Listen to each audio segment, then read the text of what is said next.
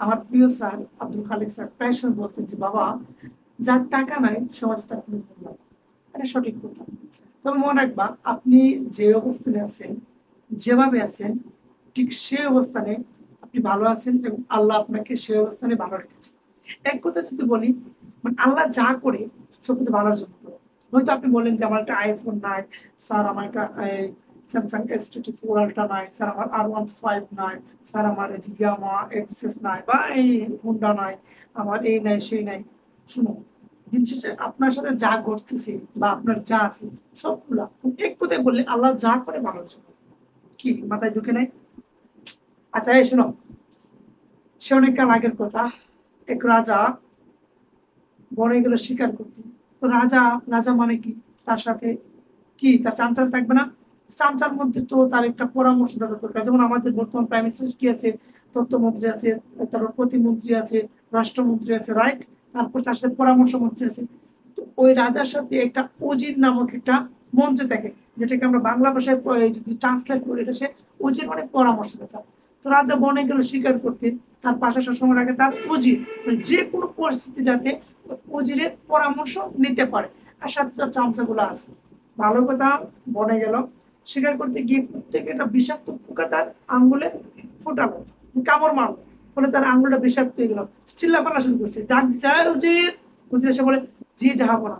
বলে, "আমার আঙ্গুলে এই অবস্থা, তোমাকে তো রাখছি আমি পরামর্শ দিতে, বলো কি করা যায়?" তো হুজুর ভালো করে প্রয়োগ করলো, করে দেখলো যে এই আঙ্গুলটা বিষাক্ত হয়ে সারা দেহে যদি এটা বিষাক্ত ছড়িয়ে পড়ে তাহলে রাজা মারা যাবে। বললো যে, "রাজা মশাই, এই আঙ্গুলটা কেটে ফেলে, তাহলে আপনার জন্য ভালো হবে।" তো রাজা মশাই বললো যে, "এত ব্যথার মধ্যে আঙ্গুল মানে ওর তো মাথায় কাজ করতেছে, যে এত ব্যথা করতেছে।" হুজুরকে বলছে, "তাহলে লেট করে না, কাটে ফেলো।" হুজুর টাস করে আঙুল কেটে ফেলছে। আঙুল কাটার পর যখন ব্লিডিং শুরু হয়েছে, রাজা মশাই সেন্সলেস। যখন সেন্স আসলো, আসার পর থেকে তার আঙুল কেটে ফেলছে। হুজুরের টাকা বলে, হুজুর তুমি কি করলা? বলে, "রাজা মশাই, এই যে আঙুল কাটছি না, এই কাটাটা কিন্তু আপনার জন্য ভালো হয়েছে, অর্থাৎ এই কাইন্ডটা যে করলো, আল্লাহ যা করেছেন আপনার সাথে তা ভালোর জন্য করেছে।"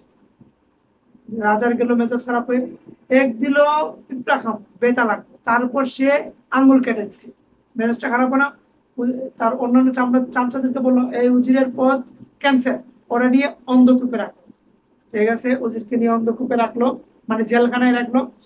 বছর দুয়েক পর হঠাৎ করে আবার রাজার মনে হইলো, বনে তো অনেকদিন ধরে শিকার করতে যায় না, যাই আজকে বন থেকে কিছু শিকার করতে নিয়ে আসি। সে ভাবলো একাই যাই, একা একটু শখ করে একাই গেছে। তো আল্লাহর কি ইশারা, বনের মধ্যে হুট করে বন মানুষ আসছে, আইসা ওরা ধরছে।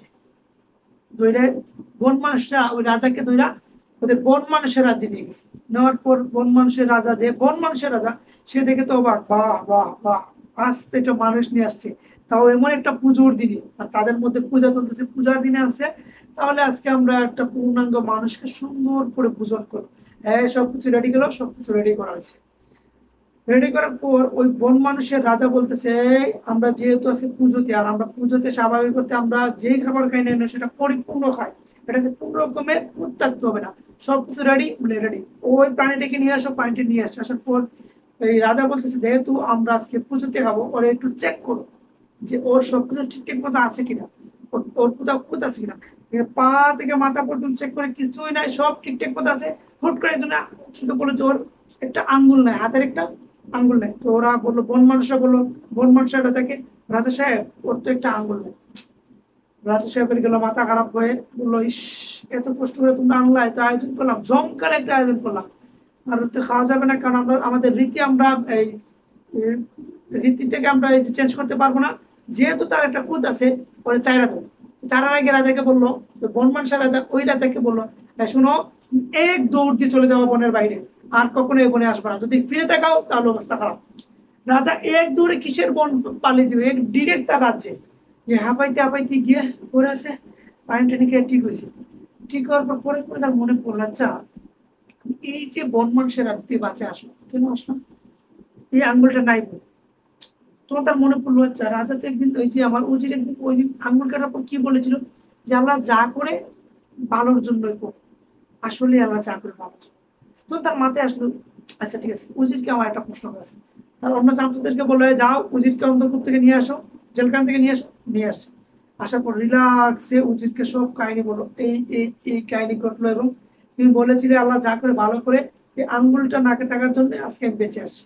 কিন্তু আমার প্রশ্ন হচ্ছে, তোমার যে আমি বিনা অপরাধে এই যে 2-2.5 বছর ধরে জেলখানায় পৌঁছাইলাম, অন্ধকূপে রাখলাম, এর তোমার লাভটা হইলো না? বা তোমার ক্ষেত্রে আল্লাহ কি ভালো করছে? উজির বলতেছে, ঝাপনা বেয়াদবি মাফ করবে। এই ধরেন আপনি 2 বছর পর বনে গেছেন, আপনি একা গেছেন। ধরেন আমি যে উজির, যদি আমি অন্ধকূপে বাইরে থাকতাম, জেলখানার বাইরে থাকতাম, আপনি আর কাউকে নেন না নেন, কাকে নিবেন? অবশ্যই তোমাকে নিবেন, কারণ তুমি আমার সবচেয়ে বিশ্বস্ত উজির। তাহলে ঠিক আছে, ওই বনে আপনার সাথে আজ বা গতকাল কে যাইতো? আমি যেতাম। ওকে যাইতাম। যাওয়ার পর বন মানুষ যখন আসছিল, তখন কি শুধু আপনাকে ধরে নিয়ে চলে দিত? আমি যদি থাকতাম তাহলে আমাকে নিত না? হ্যাঁ, অবশ্যই তোমাকে নিত। দুজনকে নিয়ে যেত। নেওয়ার পরে যে আপনাকে যেভাবে চেক আপ করেছিল, আমাকে চেক আপ করতে দেনা। চেক আপ করার পর আপনার যখন একটা আঙ্গুল ছিল না, আপনাকে তো চাইরাই দিত, রাইট? কিন্তু আমাকে যখন চেক আপ করতে, এই যে সুঠাম দেখি, তো সুন্দর সুন্দর, আমার এই পুরো বডির মধ্যে খুব তো অনেক দূরে থাকে, আমার একটা চুলও কম নাই। তাহলে এতক্ষণে আমার অবস্থা কি হইতো? রাজা সাহেবকে জিজ্ঞেস করছে, এতক্ষণ আমাকে আলু করতো কইরা ওরা খায়া ফেলতো। আমি তখন ছিলাম অন্ধকূপে। তাহলে ওই যে বলতেছে, দেখছেন আল্লাহ আসলে কিভাবে আমাদেরকে রক্ষা করলো, বা আল্লাহ একটা পরিকল্পনা কিভাবে। তার মানে দিন শেষে আল্লাহ আমার সাথে যা করছে আমার ভালোর জন্য করছে।